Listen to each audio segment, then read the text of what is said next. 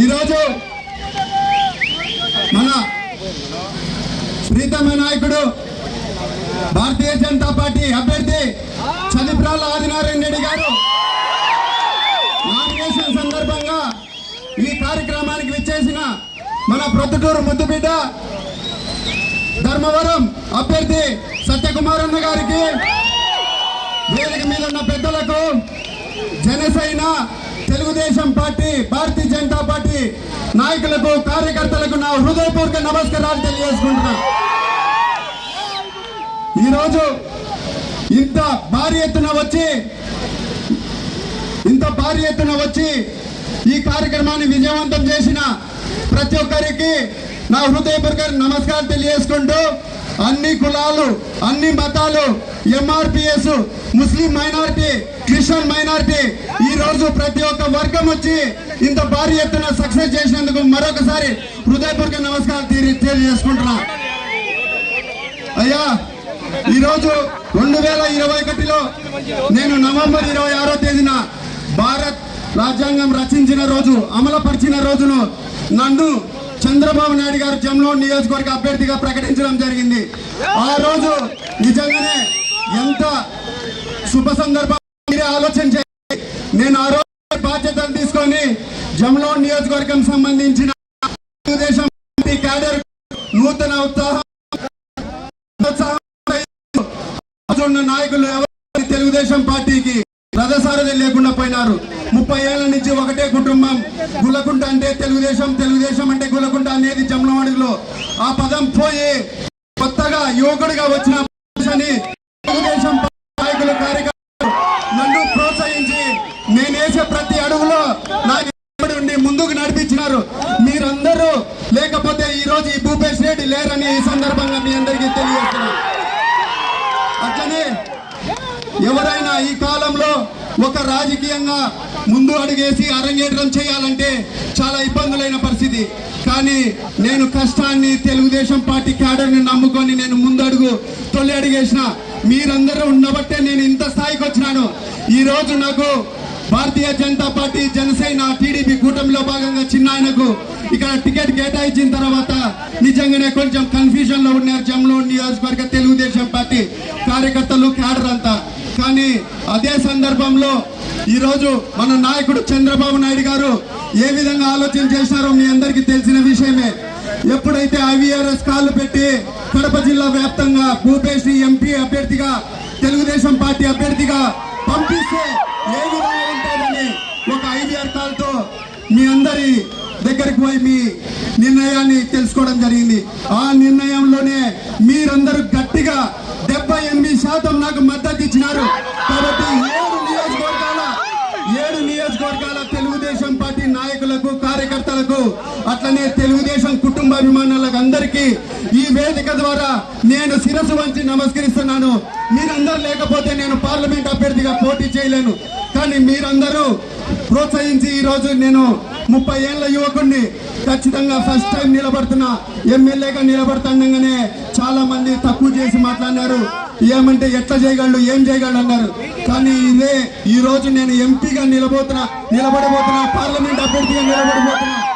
నేను ఈ సందర్భంగా ఈ రోజు కడప పార్లమెంట్ అభ్యర్థి అవినాష్ రెడ్డి గారు ఉన్నారు, వైఎస్ఆర్సీపీ ఎంపీగా. ఈ రోజు ఆయన దాదాపు 2014లో ఫస్ట్ టైం ఎంపీగా పోటీ చేసి గెలవడం జరిగింది. ఈ రోజుకి 10 ఏళ్ళు అయింది. ఈ రోజు కడప జిల్లాకు ఏమన్నా ప్రత్యేక నిధులు తీసుకొని రావడమో, లేకపోతే కడప జిల్లా సమస్యల మీద పార్లమెంట్ లో ఎప్పుడైనా గొంతు లేవనెత్తినారా అని ఈ సందర్భంగా అడుగుతున్నాను. ఈ సందర్భంగా ఇక్కడికి వచ్చిన జనాన్ని, మన కార్యకర్తల్ని కూడా అడుగుతున్నాను. కాబట్టి ఏ రోజే కానీ కడప జిల్లా సమస్యల మీద నోరెత్తేది పరిస్థితి లేదు. ఒక సైడు 2019 మార్చి 15వ తేదీన మీకు జరిగిన విషయం తెలుసు. ఆ రోజు మా చిన్నాయన గారిని, మా అధినాయకుడు చంద్రబాబు నాయుడు గారిని, బీటెక్ రవీణ గారి మీద నిందారోపణలు చేసి ఆ రోజు సెంటిమెంట్ గా ఓట్లు దండుకున్నారా లేదా? ఆ రోజు విజయమ్మ గారు, షర్మిలమ్మ గారు పోయి వీధి వీధిన నియోజకవర్గాలు తిరిగి, స్టేట్ వైడ్ తిరిగి మా నాన్న చనిపోయినాడు, మా చిన్నాయన చనిపోయినాడు, మేము నిజంగానే పెద్దల్ని కోల్పోయినామని చెప్పి ఒక నంగనాచి మాటలు చెప్పి మీ అందరితో ఓట్లు దండుకున్నారు. కానీ కానీ ఈ రోజు పాత్రదారులు ఎవరో సూత్రధారులు ఎవరో మీ అందరికీ తెలిసిన విషయమే అదే కేసులో. కాబట్టి మీరందరూ ఆలోచన చేసి వేయండి. ఒక సైడు ఈ రోజు ఎంపీ అవినాష్ రెడ్డి గారు ఎందుకు నిలబడుతున్నారు? కేసుల్లోంచి తప్పించుకోవాలని ఒకరు, ఆస్తులు పంచిలేదని ఒకరు ఈ రోజు వాళ్ళు పోటీలో ఉన్నారు. కానీ నేను కడప జిల్లా ప్రజల కోసం తెలుగుదేశం పార్టీ, జనసేన, భారతీయ జనతా పార్టీ నాయకులు, కార్యకర్తల కోసం వాళ్ళకు గలమై ఈ రోజు పార్లమెంట్ లో వాళ్ళ సమస్యల మీద పోరాడే వ్యక్తిగా నేను నిలబడతానని చెప్పి మీరందరూ ఆశీర్వదించాలని కూడా నేను మరొకసారి మీ అందరినీ పిలుపునిస్తున్నాను. ఈ సందర్భంగా ఈ రోజు మనం చూస్తున్నాం, ఈ రోజు ప్రతి విషయంలో ఈ రోజు ఈ ప్రభుత్వం ఫెయిల్యూర్ అయిపోయింది. జగన్మోహన్ రెడ్డి గారు 2019లో ముఖ్యమంత్రి అయిన తర్వాత మొదటిగా ప్రజావేదిక డిస్ట్రక్షన్ చేసినారు, కూల్ చేసినారు. ఆ రోజు నుంచే జగన్మోహన్ రెడ్డి గారి మనసత్వము, అతని వ్యక్తిత్వం ఏందో తెలిసిపోయింది. ప్రజావేదిక అనేది ప్రజలకు ఉపయోగపడేది. నీకు నిజంగానే అది నచ్చలేదన్నప్పుడు ఏదైనా రిలీఫ్ కానీ ఏదైనా వరదలు వచ్చినప్పుడు కానీ అట్లాంటి దాడులకు సందర్భానికి నువ్వు అది ఉపయోగించుండొచ్చు. కానీ కేవలం చంద్రబాబు నాయుడు గారు ప్రజావేదిక పెట్టారని చెప్పి నువ్వు అది కూల్చడం జరిగింది. కాబట్టి మీరందరూ ఆలోచన చేయండి, యువకులారా ఆలోచన చేయండి. అది ప్రభుత్వ ప్రాపర్టీ, అది చంద్రబాబు నాయుడు గారిది కూడా కాదు. ప్రభుత్వ ప్రాపర్టీ కాపాడే బాధ్యత ఎవరైతే ముఖ్యమంత్రి ఉంటారో వాళ్ళ బాధ్యత తీసుకోవాలి. కానీ చంద్రబాబు నాయుడు గారికి ఎక్కడ పేరు వస్తుందో, ఎక్కడ మళ్ళా అతను ముఖ్యమంత్రిగా ఉండి ఆ ప్రజావేదికను ప్రతిపక్షంగా ఉపయోగపడుతుంది అని అతను లెటర్ పెట్టి వాడుకుంటాడు అని చెప్పి అది వేదికను కూల్చినారు. కాబట్టి ఒక చిన్న మనసత్వం ఉన్న వ్యక్తి అక్కడ. అట్లనే రాష్ట్ర వ్యాప్తంగా మన కడప జిల్లాలో కూడా ఎన్నో మంది పేద మధ్య తరగతి కుటుంబాలకు టిడ్కో ఇళ్లు కట్టించినారు. 95% పూర్తయినా కూడా ఈ రోజు చంద్రబాబు నాయుడు గారికి మళ్ళా ఇదే విషయం, చంద్రబాబు గారికి ఎక్కడ మంచి పేరు వస్తుంది, చంద్రబాబు నాయుడు గారిని ఎక్కడ తలుచుకుంటారో పేద మధ్య తరగతి కుటుంబాలని. ఇంతవరకు 95% పూర్తయిన టిడ్కో ఇళ్లను కూడా ఆ పేద మధ్య తరగతి కుటుంబాలకు ఇవ్వకపోవడం అనేది చాలా బాధాకరం. కాబట్టి ఇక్కడ చూస్తుంటే ఒకరేమో విజన్ ఉన్న నాయకుడు, ఒకరేమో ఎప్పుడు ఏ విధంగా ప్రజల్ని ఇబ్బంది పెట్టాలా, ప్రజల్ని ఏ విధంగా ఓట్లు వేసుకొని వాళ్ళను వంచనకు గురి చేయాలనే వ్యక్తి ఒక సైడు.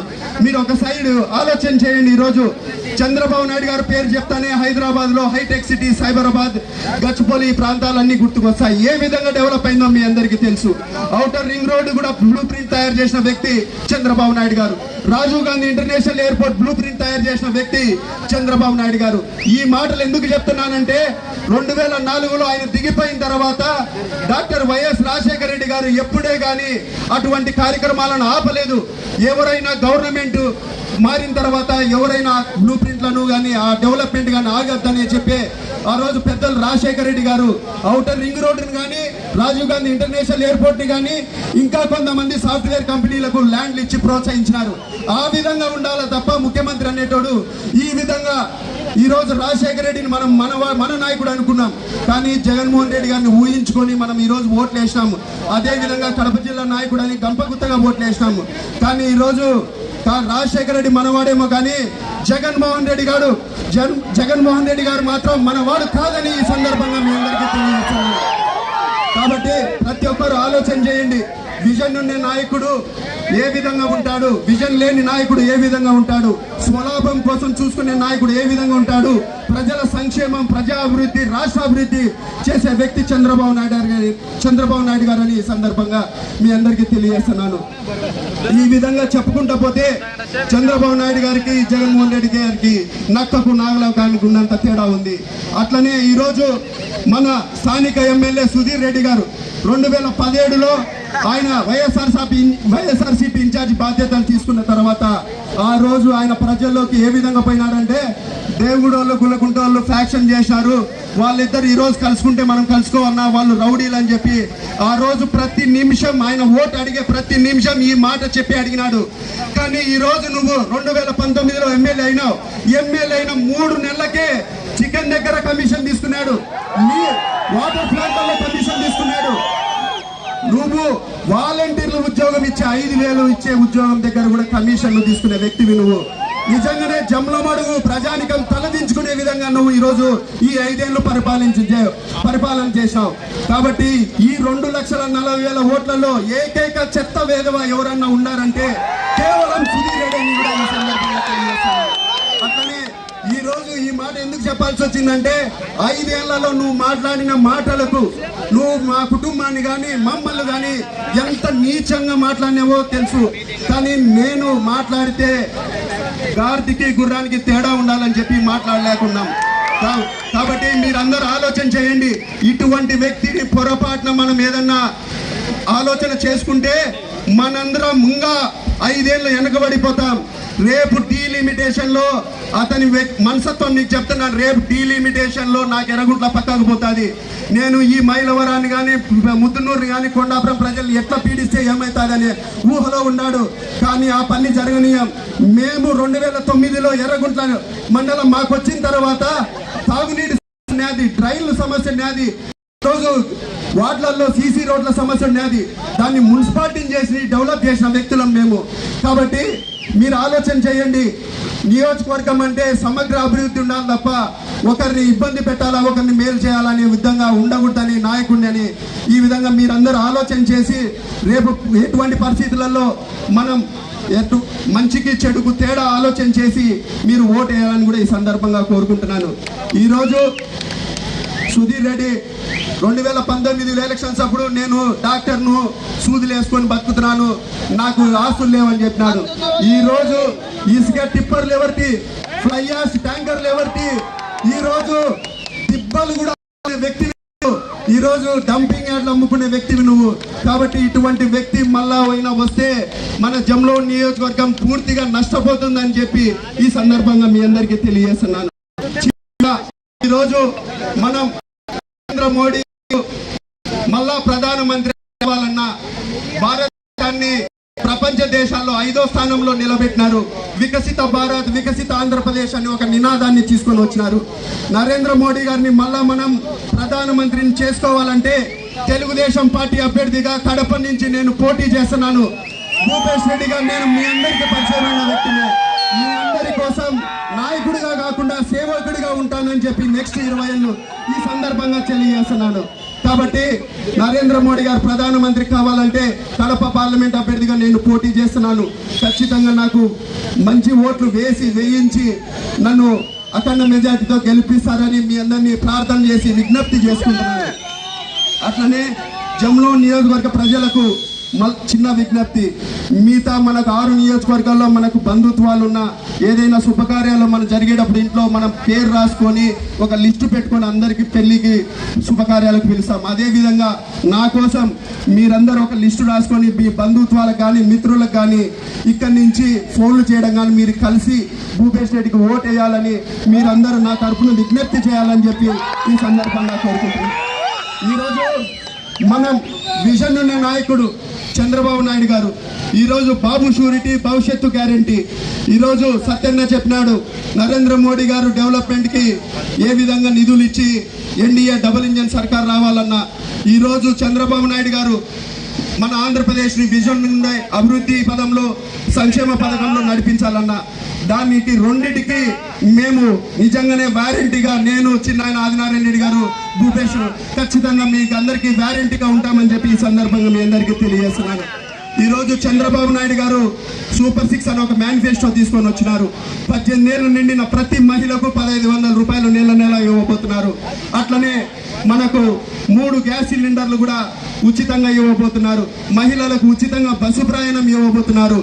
ఆడబిడ్డ నిధి కింద 1800, తల్లికి వందనం కింద ఎంతమంది పిల్లలు ఉంటే అంతమంది పిల్లలకు 15,000 ఇచ్చే కార్యక్రమం. ఎందుకంటే ఇంట్లో ఈరోజు జగన్మోహన్ రెడ్డి గారు ఏం చెప్పినారు, ఆ రోజు ఎంతమంది పిల్లలు ఉంటే అంతమందికి అమ్మఒడి కింద డబ్బులు ఇస్తామని చెప్పినారు.